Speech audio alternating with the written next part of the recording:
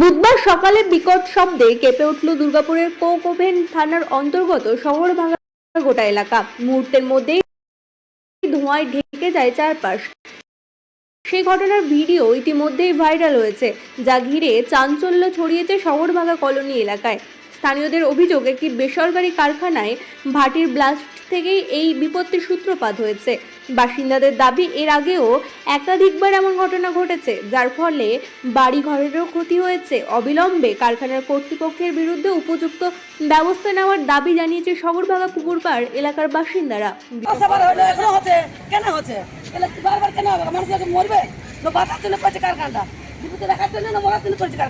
কারখানা বন্ধ হয়ে গেলে ভালো হবে, আমরা এটাই খুঁজছি।